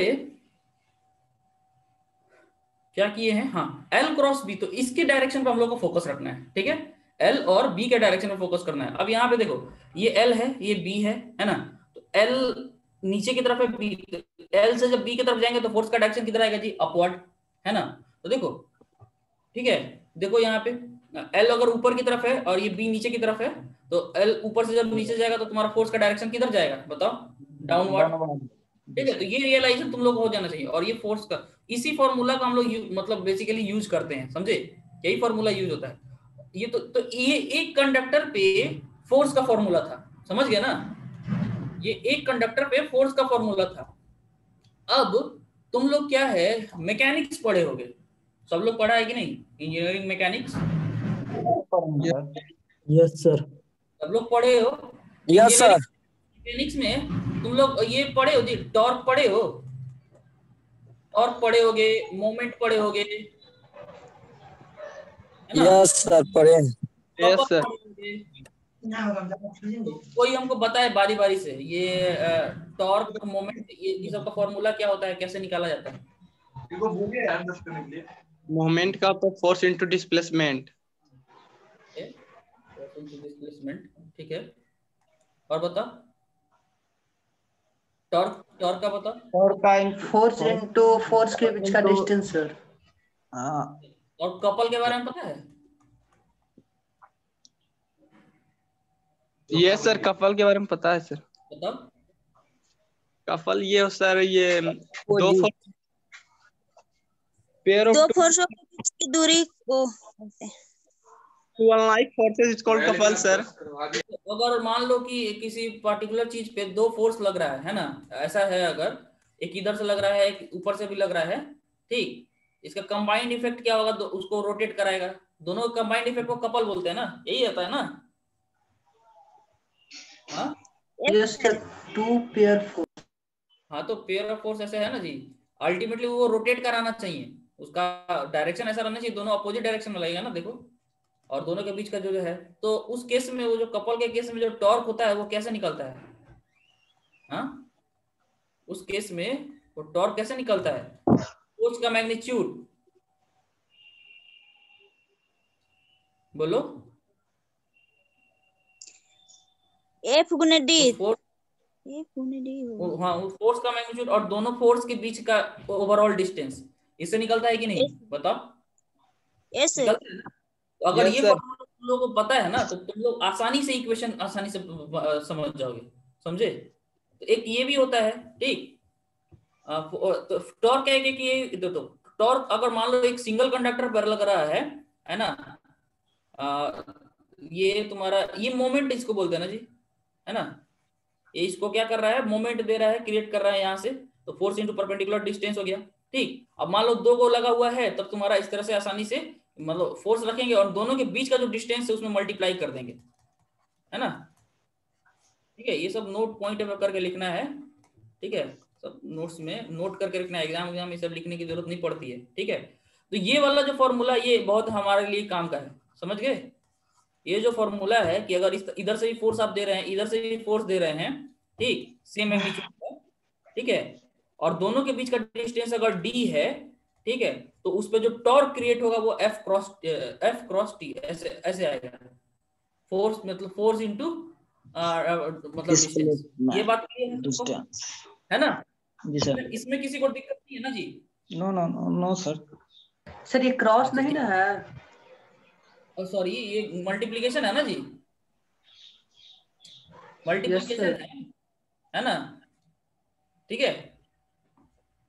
तो यहाँ पे एफ इंटू डी ये तुम्हारा क्या हो गया, टॉर्क हो गया, ठीक। तो इतना अगर तुम समझ गए, और इस फोर्स को निकालने का तरीका हम तुमको बता ही दिए, है ना, फोर्स का ये तरीका ये है, ठीक, और तुम्हारा टॉर्क का ये है, ठीक। अब हम लोग एक्चुअल सिनेरियो पे आ जाएंगे, ठीक है, हम लोग एक्चुअल सिनेरियो पे आ जाते हैं, यहाँ पे टॉर्क की क्वेश्चन पे, ठीक है। तो जब हम लोग पीएमएमसी के टॉर्क इक्वेशन पे चलेंगे, तो टॉर्क इक्वेशन पे देखो क्या है, देखो आज का क्लास जो मिस किया होगा ना उसको बहुत दिक्कत होगा, समझे, इसलिए यूट्यूब पे फिर तो डलाएगा ही, तो ये सब आज का क्लास एकदम से देख लेना, क्योंकि आगे वाले के लिए बहुत इंपॉर्टेंट हो जाएगा। देखो डिफ्लेक्शन टॉर्क इक्वेशन ये तुमको एग्जाम में पूछ सकता है, समझे ना, तो ये तुमको प्रूफ करने के लिए पूछेगा, इसीलिए इसमें ध्यान देना है। देखो डिफ्लेक्शन टॉर्क इक्वेशन, तो सबसे पहले जो जो चीजें हैं, जैसे हमारे पास मैग्नेटिक फील्ड इंटेंसिटी जो है वेबर पर मीटर स्क्वायर में, बी हो गया, करंट आई हो गया, एल तुम्हारा effective axial length of coil, coil का जो एक्सियल लेंथ है ना उसको बोलते हैं एल, ठीक है। एक्सियल लेंथ कौन सा है जी, ऊपर से नीचे की तरफ एक्सियल लेंथ होगा, देखो कॉइल का जो लेंथ है ना ऊपर से नीचे की तरफ एक्सिस की तरफ, वो तुम्हारा एल हो गया, देखो यहाँ पे एल दिखाए हुए हैं। हमारा हम लोग जो फिगर यहाँ पे जो फिगर बनाए है ना, देखो ये मतलब मिक्स फिगर है, ऐसा कोई मतलब इसीलिए तुम्हारा इस तरह से एल दिखाना पड़ रहा है हमको हॉरिजॉन्टल, समझ गए ना, लेकिन ये एक्सिस के अलोंग का फिगर है, ठीक है। तो एल जो है वो क्या है, effective axial length of coil है, ठीक है, वर्टिकल जो डिस्टेंस रहता है एक्सिस के अलोंग वो डिस्टेंस। डी जो क्या है, ब्रेथ ऑफ द कॉइल, ठीक है, इस डी को क्या बोलते हैं जी, ब्रेथ ऑफ द कॉइल, ठीक है, डी लिखो या डी भी लिखा जा सकता है, ठीक। तो हम फिगर में कहीं कहीं डी लिख दिए हैं, इसलिए इसको डी यहाँ पे भी डिनोट कर दिए हैं। तो डी इक्वल टू 2r होगा, देखो यहाँ पे सेंटर से इसका जो डिस्टेंस है उसको r माने हैं, है ना, तो ये तुम्हारा डी तुम्हारा क्या होगा, इक्वल टू 2r हो गया, ठीक है। r equal to distance of AC and CD, देखो AC, देखो AC sorry AB and CD, देखो AB का डिस्टेंस इस एक्सिस से कितना है, एक्सिस ऑफ रोटेशन तुम्हारा बीच वाला हो गया, इससे कितना है वो तुम्हारा r हो गया, ठीक है, r equal to D by T होता है। अब ऐसे समझ, अब देखो बहुत सारा तरीका है इसको फोर्स हम लोग निकालेंगे। तो देखो यहाँ पे ये जो कॉइल बना हुआ है ना इसमें पीएमएमसी में, ये कॉइल जो तुम्हारा है, देखो इसका कॉइल का देखो तुमको चार अलग अलग पार्ट में बांट सकते हो, A B, B C, C D और डी ए, है कि नहीं? इस तरह से तुम्हारा कॉइल है, ठीक। यही ना एल्युमिनियम फॉर्मर के ऊपर तुम्हारा कॉइल लपेटा हुआ है, ठीक है। तो A B, B C, C D और डी ए, तो इस चारों पे अब हम लोग को देखना है कि क्या फोर्स लग रहा है, ठीक है। हमको क्या करना है, इसका हमको किस तरह से रोटेशन चाहिए जी, ये इस तरह से रोटेट करें। मेरा फिगर दिख रहा है ना तुम सबको, ठीक है। हमको किस तरह से रोटेशन चाहिए जी, ये रोटेट कर सके प्रॉपरली, समझे, है ना। देखो ये अगर डिवाइस जो खड़ा है ना, हमको इस तरह से रोटेशन चाहिए इसका, ठीक। तो इस तरह का रोटेशन के लिए इस पे ए बी और सी डी पे अगर फोर्स लगेगा इक्वल अमाउंट पे और अपोजिट डायरेक्शन में, तो टॉर्क क्रिएट हो जाएगा कि नहीं, बताओ बताओ भाई लोग। Yes sir. देखो अगर मान लो ए बी पे अगर फोर्स लगा है एफ, ए बी पे अगर एक फोर्स लगा एफ, है ना, और बीसी पे भी वही फोर्स लगा अपोजिट डायरेक्शन में, मान लेते हैं माइनस एफ बोल सकते जो भी हो, सेम अगर मैग्नीट्यूड का फोर्स लगे ए बी और बीसी पे, ये नहीं ए बी और सी डी ना, ए बी और सी डी पे, ठीक है, ए बी और सी डी पे अगर सेम मैग्नीट्यूड का फोर्स लगे तो बताओ क्या होगा। तो तुम बताओ, है ना, तुम्हारा टॉर्क क्रिएट होगा कि नहीं, बताओ। जी सर। टॉर्क क्रिएट होगा, है कि नहीं। तो तुम्हारा जो टॉर्क क्रिएट होगा एफ, अब दोनों के बीच का डिस्टेंस कितना हो जाएगा जी, एफ इंटू डी, है कि नहीं, बोलो, होगा ना। तो जी टॉर्क सर। इक्वेशन निकालने में हमको तो यही करना है जी, ए बी पे कितना फोर्स लग रहा है उसको फाइंड कर लेना है, ठीक। और बीसी पे कितना फोर्स, सीडी पे कितना फोर्स लग रहा है उसको फाइंड कर लेना है, ठीक है। तो एक्चुअली हम लोग को पता चलेगा कि ए बी पे जितना लगेगा उतना ही सीडी पे लगेगा, वो बाद में तुमको डिसाइड, वो तुमको पता चल जाएगा, समझे, ठीक है ना। तो हम लोग क्या करते हैं, बारी बारी से फोर्स निकाल के एक बार देख ही लेते हैं, जो हमारे पास फॉर्मूला है उसके हिसाब से, समझ गए। तो देखो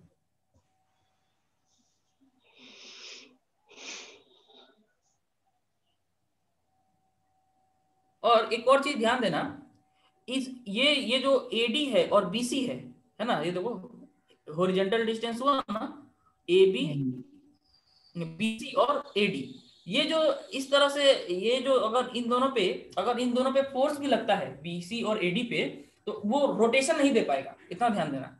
अगर उन दोनों पे फोर्स लगता भी है तो वो रोटेशन नहीं दे पाएगा, लेकिन हम लोग देखेंगे आगे कि उस पे फोर्स क्रिएट नहीं होता है। मतलब अगर फोर्स क्रिएट भी होता है तो उसके वजह से टॉर्क क्रिएट नहीं हो पाएगा, समझे। क्योंकि टॉर्क की क्रिएशन के लिए जो हमारे एक्सिस के अराउंड जो टॉर्क अगर क्रिएट होना है, उसके लिए तुमको परपेंडिकुलर डिस्टेंस चाहिए होता है ना, उस फोर्स जिस डायरेक्शन में लग रहा है उससे परपेंडिकुलर डिस्टेंस चाहिए होता है। लेकिन तुम लोगों को पता चलेगा कि ये जो बीसी है, बीसी से परपेंडिकुलर फोर्स का जो डायरेक्शन होगा ना, वो तुम्हारा एक्सिस के अलोंग ही रहेगा। तो बीसी और एडी पे जो है फोर्स नहीं लगता है, मतलब टॉर्क क्रिएट नहीं होता है। अगर फोर्स लगेगा भी तो टॉर्क क्रिएट नहीं होगा, लेकिन रेडियल मैग्नेटिक फील्ड होने की वजह से तुम्हारा उसका कुछ इफेक्ट होता है, जिसके वजह से तुम्हारा जो कॉइल जो होता है ना, देखो हम लोग बारी बारी से आ जाते हैं, रुक जाओ। यहाँ देखो ए बी जो है, मान लो ए बी जो है मैग्नेटिक फील्ड, तो ये ए बी तुम्हारा इस तरह से खड़ा है ना, देखो यहाँ पे, देखो यहाँ पे देखो ए बी में मैग्नेटिक फील्ड का डायरेक्शन इधर से है, नॉर्थ से साउथ की तरफ है। देखो बी का डायरेक्शन ये है, ये तुम्हारा एरो हम पॉइंट किए हुए ना, ये देख रहे हो ना, ये बी का डायरेक्शन हो गया, ठीक। अब ए बी का लेंथ बताओ जी, करंट ए बी में देखो अपवर्ड है, देखो यहाँ पे करंट का डायरेक्शन शो किया हुआ है ब्लैक से, समझ गए, यहाँ पे करंट का डायरेक्शन शो किया हुआ है ना, ये देख रहे हो ना जी। तो देखो ये करंट का डायरेक्शन से ही लेंथ का डायरेक्शन मिलता है, ये बात तो क्लियर है तुम लोगों को, है ना। तो लेंथ का डायरेक्शन ये हो गया, बी ये हो गया। अब एल क्रॉस बी किधर जाएगा जी, ऊपर से नीचे की तरफ, बताओ कहाँ एल क्रॉस बी जब तुम करोगे तो ये क्लॉकवाइज होगा, अंदर की तरफ जाएगा, समझ गए। तो इस पे जो फोर्स लगेगा ना, अंदर की तरफ लगेगा। मतलब अगर इस तरह से है, अगर मान लो ये कॉइल का ये साइड तुम्हारा ए बी है, तो इस पे अंदर की तरफ फोर्स लगेगा, इधर की तरफ जाना चाहेगा, ठीक। तो ए बी पे इस तरह से अंदर की तरफ लगेगा, सी डी पे तो इसका मैग्नीट्यूड कितना हो जाए, और ये भी देखो इन दोनों के बीच का एंगल कितना है जी, अभी देखोगे तो तुमको 90, अभी तो तुम देखोगे तो ये 90 डिग्री दिखेगा, समझे। अभी 90 डिग्री दिखेगा कि नहीं, ठीक है, यहाँ पे ये 90 डिग्री दिखेगा, साइन 90 डिग्री हो, ये जीरो लिखा गया है गलती से, ठीक है। तो थीटा जो वैल्यू होगा 90 डिग्री दिखेगा। अब तुम लोग सोचोगे सर अभी ना 90 डिग्री है इस पोजीशन पे, अगर थोड़ा सा घूम जाएगा तब तो 90 डिग्री नहीं रहेगा। जी सर। मान लो मैग्नेटिक फील्ड ऐसे है तुम्हारा, अगर समझे, अगर स्ट्रेट डायरेक्ट इस डायरेक्शन में है तो तुम्हारा थोड़ा सा कॉइल घूमेगा तब तुम्हारा 90 डिग्री नहीं रहेगा, तुम बोल सकते हो ना।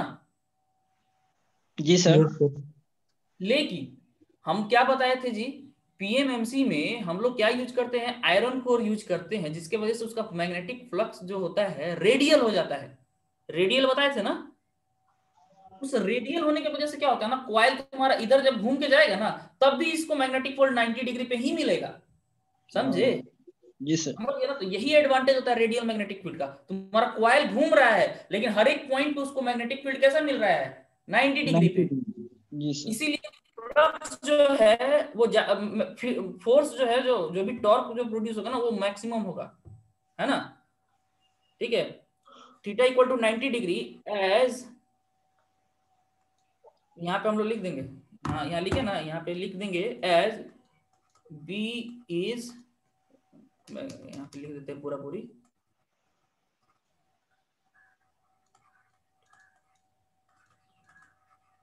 फील्ड इज रेडियल, समझे, मैग्नेटिक फील्ड इज रेडियल, ये 90 डिग्री हो जाएगा हमेशा, समझे। एबी के लिए हमेशा 90 डिग्री रहेगा, समझ गए ना। एबी का पोजीशन कहीं पे भी हो उसके लिए ये थीटा का वैल्यू कितना हो जाएगा, 90 डिग्री। क्यों? क्योंकि मैग्नेटिक फील्ड तुम्हारा जो है वो रेडियल है।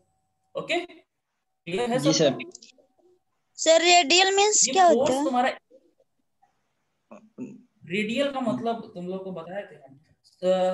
मान लो अगर सर्किल है तो अगर ये सेंटर है तो देखो ये इस तरह से, ये हमेशा रेडियल हुआ, ये रेडियस हुआ ना, समझे। ये साइकिल का पहिया मान लो, तो ये साइकिल का पहिया जो है, ठीक है, अगर मान लो एक कॉइल इस तरह से खड़ा है, लटाई देखे हो तुम लोग? हाँ? क्या सर? अच्छा ऐसा समझो, छोड़ छोड़, इस तरह से अगर स्ट्रक्चर है, समझे, और ये ऐसे है, ठीक है, ये मैं इधर से इधर से इधर से, अब इस पे तुम इसके पेरिफेरी के अराउंड, ये सर्किल है मान लो, इसके पेरिफेरी के अराउंड कंडक्टर कहीं भी रहे तो मैग्नेटिक फील्ड जो है हमेशा इसे रेडियस की तरफ से लगेगा, मतलब समझो ना हमेशा 90 डिग्री रहेगा। तुमको एक रिलेशनशिप हम बताए थे यार, ये यहाँ पे अगर कोई भी टेंजेंट खींचते हो ना इसके पेरिफेरी से तो वो हमेशा रेडियस के साथ 90 डिग्री पे रहता है। ये बात है ना क्लियर सबको? जी सर। ज्योमेट्री बचपन में पढ़े होगे तुम लोग, यस सर। है ना। तो रेडियल मैग्नेटिक फील्ड का मतलब यही हुआ कि तुम्हारा जो है मैग्नेटिक फील्ड इस तरह से नहीं है, समझे, इसके और इसके बीच में मैग्नेटिक फील्ड ये पूरा पूरी स्ट्रेट नहीं है बल्कि इस तरह से घुमा हुआ है, समझे। ये घुमा हुआ है मतलब तुम्हारा रेडियल, मतलब लगेगा कि वो तुम्हारा सर्किल मतलब एक जगह की तरफ से आ रहा है, समझे। एग्जैक्ट फिगर हम नहीं बना पा रहे हैं लेकिन वो इस तरह से वो मतलब आता है, समझे। तो तुमको लगेगा कि देखो इस तरह से इधर से आ रहा है तो कंडक्टर तुम्हारा यहाँ पे जब जाएगा ना तो थोड़ा घुमा हुआ रहेगा, तब उस पर मैग्नेटिक फील्ड ऊपर से आएगा, यहाँ पे पहुंचेगा तो उसको और लगेगा ऊपर से आ रहा है, समझे। तो हमेशा कंडक्टर से वो 90 डिग्री पे लगेगा, उसको बोलेंगे रेडियल मैग्नेटिक फील्ड है ना, स्ट्रेट नहीं है, समझे। सर्किल का रेडियस जिस तरह से रहता है ना उसी टाइप से रहेगा उस पर। क्लियर हुआ तुम्हारा रेडियल वाला पॉइंट, ममता?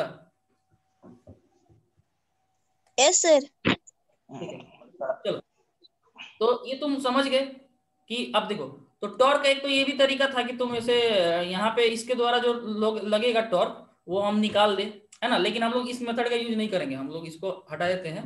हम लोग को हम कपल वाला कॉन्सेप्ट दिमाग में रखेंगे। हमको दो को अपोजिट फोर्स चाहिए, समझे, और दोनों को हमको मल्टीप्लाई कर देना है डिस्टेंस से, खेल खत्म, है ना जी। AB और CD का मैग्नीट्यूड निकाल लेना है, मल्टीप्लाई कर देना है, मेरा फोर्स का इक्वेशन हो जाएगा। हम उसमें ज्यादा लफड़ा नहीं करेंगे। लास्ट टाइम कुछ लोगों को बताए थे तो उसमें थोड़ा ज्यादा कॉम्प्लिकेट करके बता दिए थे, ठीक है। तो देखो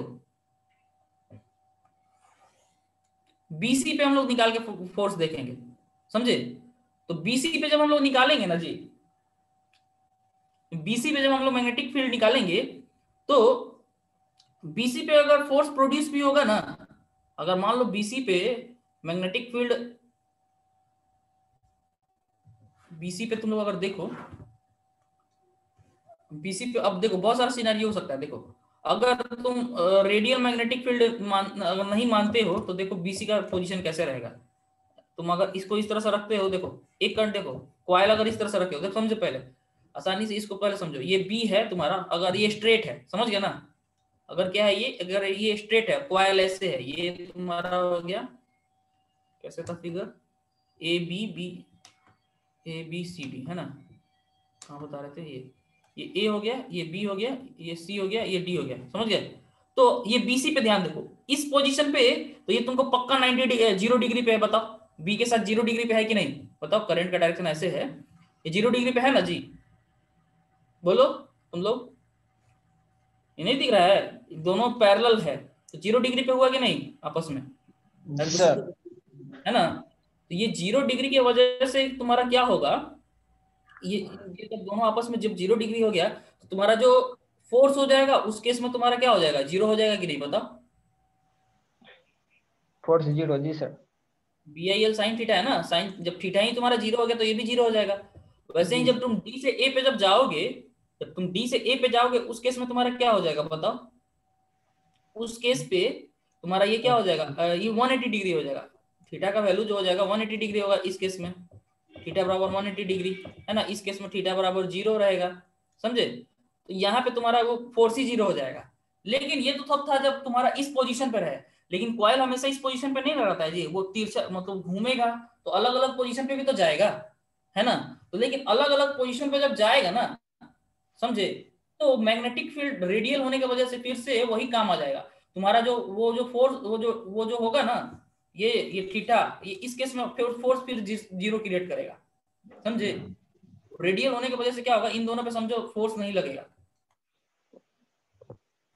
अल्टीमेटली होगा।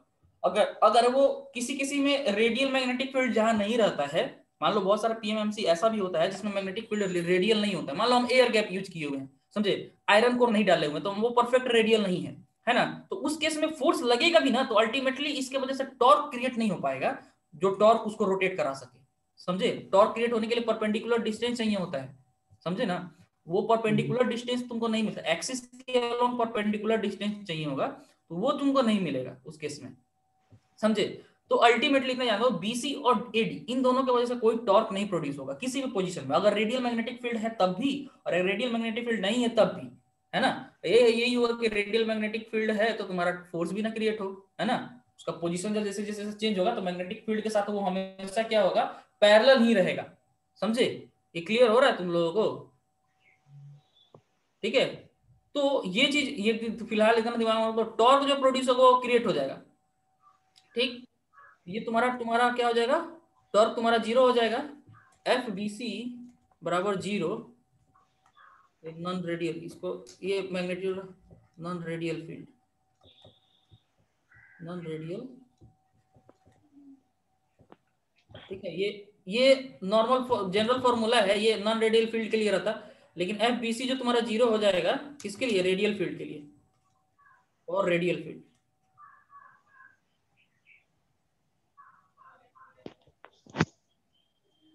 ठीक है, क्लियर हुआ, है ना। तो इस पे फोर्स नहीं लगेगा, टॉर्क भी इस पे 0 हो जाएगा, तो बीसी पे, सीडी पे तुम्हारा क्या होगा, फोर्स लगेगा, समझ गए। सीडी पे तुम्हारा क्या होगा बताए थे, सीडी जो है इधर इस पे लगेगा, ठीक, सिमिलर टू एबी, है ना, ठीक है, इसको हम लोग फोर्स लगेगा,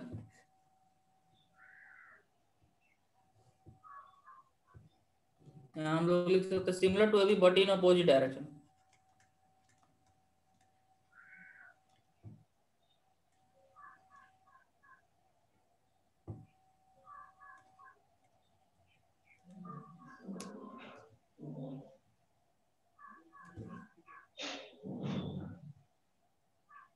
बट इन अपोजिट डायरेक्शन,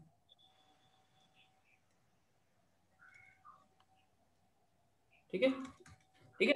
तो इस पे लगेगा लेकिन वो उसके अपोजिट में लगेगा, ठीक, जैसे पहले लग रहा था वो उस डायरेक्शन में लग रहा था वो इधर लगेगा, ठीक है। तो ये हो गया, तो ये तुम्हारा सीडी पे हो गया, फिर एडी पे फिर से तुम्हारा टॉर्क तुम्हारा क्या होगा, 0 होगा, है ना, 0, फोर्स भी 0 होगा, एफ एडी बराबर 0, और रेडियल फील्ड,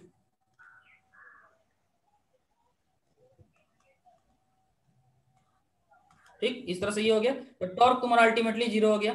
ठीक है, तो तुम्हारा टॉर्क जो प्रोड्यूस होगा वो किसके किसके वजह से होगा, क्लियर, ये बात तो अब क्लियर हो गया ना, नेट टॉर्क किसके किसके वजह से होगा, ए बी और सी डी की वजह से, है ना।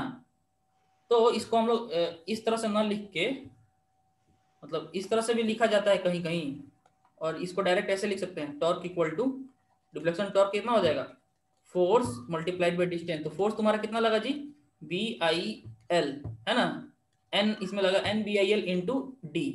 ठीक है, अब एन बी आई एल जो है, देखो यहाँ पे equal to N B I L जो है, आई एल इंटू इसको, ये एरिया होता है, लेंथ इंटू डिस्टेंस जो था ना उसका, कॉइल का जो क्रॉस सेक्शनल एरिया हो जाता है ये, तो ऐसा हो जाता है।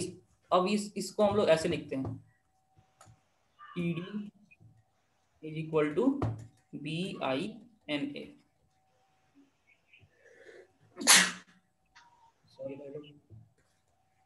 ठीक है, ये T D equal to B ना, ये तुम्हारा डिफ्लेक्शन टॉर्क का फॉर्मूला मिला, है ना।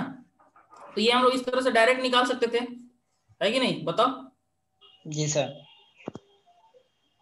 ठीक है, तो ये एक तरीका था, तुम फोर्स इंटू, दूसरा तरीका क्या था, वो दूसरा तरीका देख लो।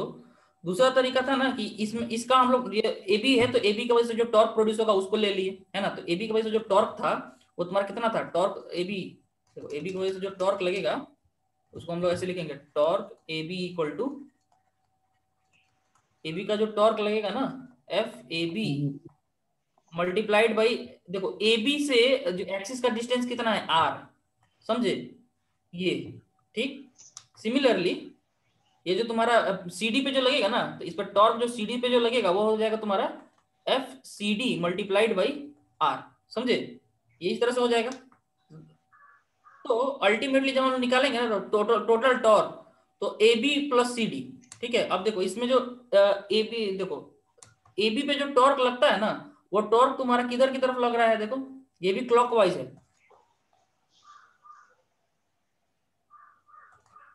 ईबी पे जो टॉर्क लग रहा है ना, तुम अगर देखोगे ना तो वो उसको अंदर की तरफ घुमा रहा है, तो अंदर की तरफ से अगर लेके आएगा ना तो इस तरह से देखोगे तो वो इस तरह से घुमाएगा, अल्टीमेटली क्लॉकवाइज, इसको क्लॉकवाइज हम लिख दिए हैं।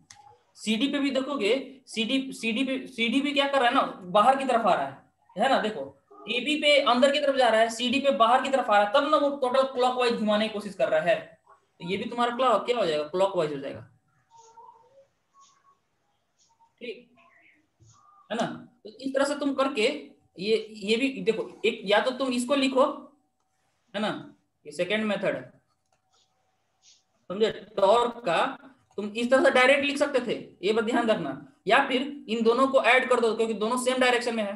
देखो चार कॉइल, हम एक तरीका ये है कि आप चारों कॉइल पे फोर्स निकाल दिए, उसका टॉर्क निकाल दिए, और जो जो मतलब रिजल्टेंट है उसको निकाल दिए।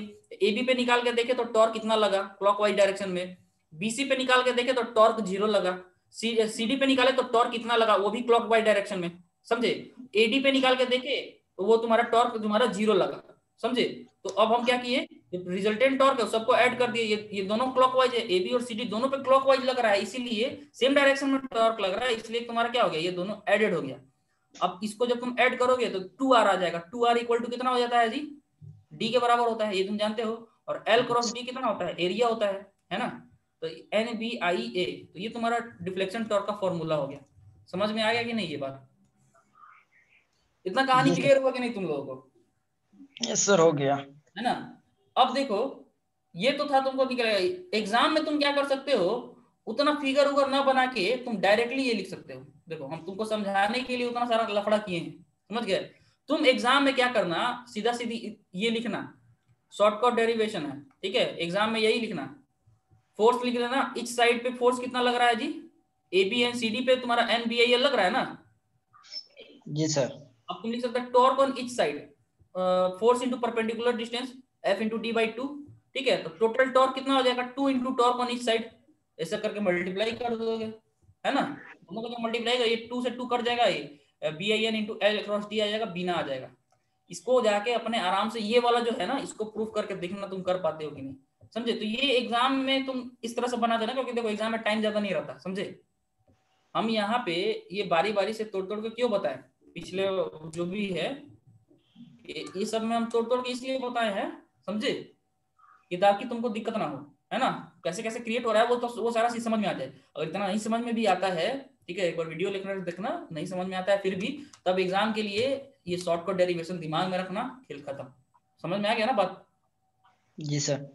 ठीक है, तो देखो पीएमएमसी में हम लोग क्या पढ़ लिए, टॉर्क इक्वेशन तक पढ़ लिए, टॉर्क कैसे प्रोड्यूस होता है, डिफ्लेक्शन टॉर्क वो पढ़ लिए।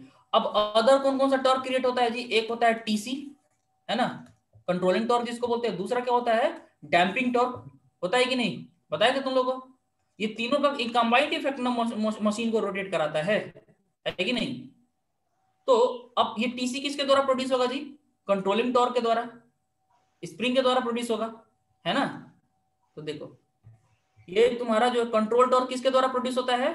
देखो तुम्हारा क्या है, स्पाइरली वाउंड तो है, फॉस्फोर ब्रोंज का बना हुआ स्प्रिंग है, S1 और S2, है ना। ये फिगर तुम देख चुके हो।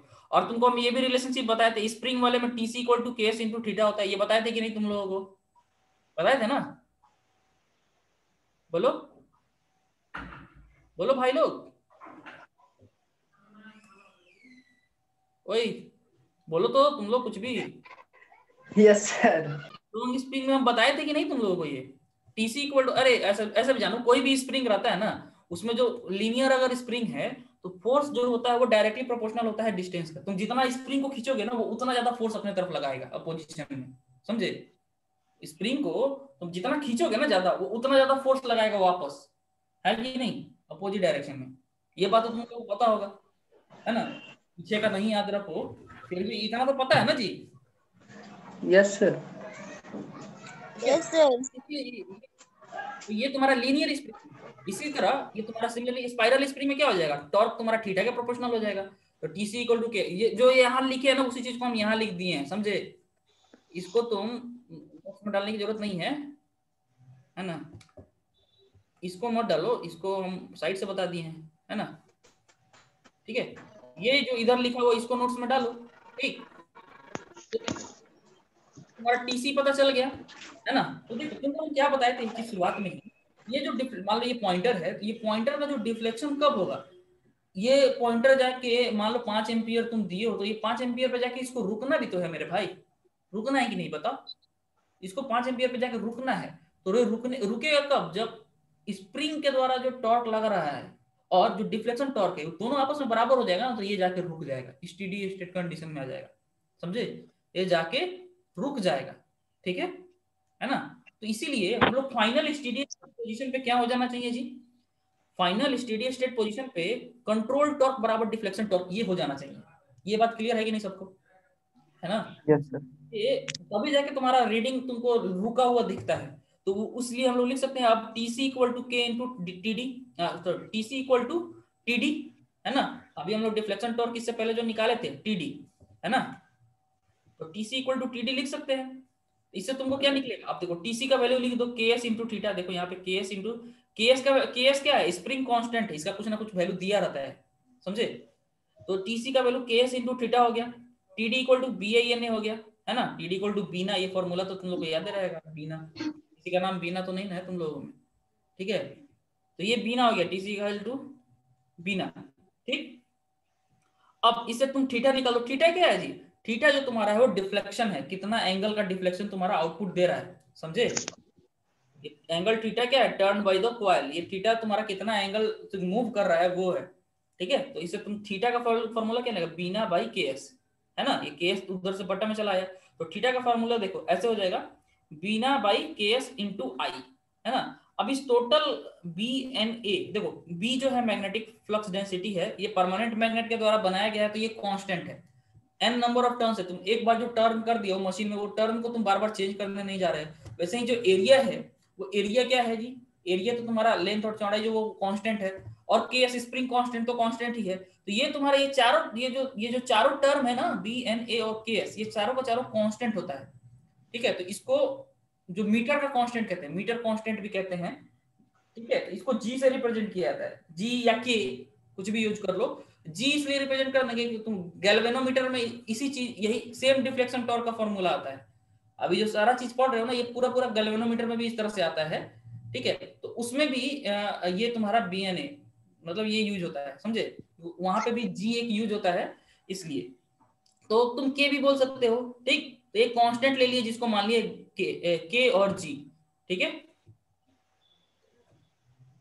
जहां यहाँ लिख देना है जी equal to B N A by K S is constant,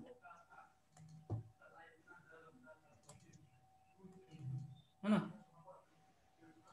metre constant, ठीक है। ये तुम्हारा कांस्टेंट हो जाएगा।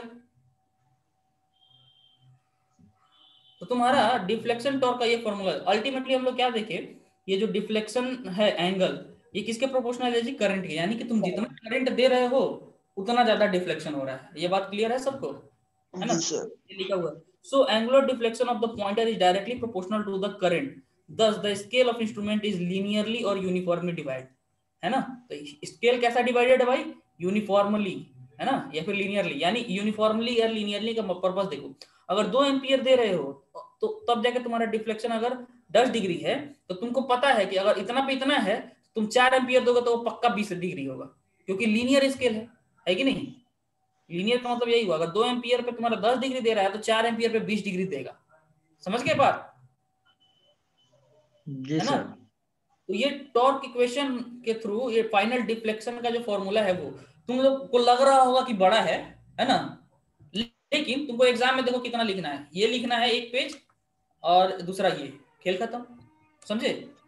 अब इसके पीछे का क्या कहानी है वो हम तुमको कहानी पहले बता दिए, समझे।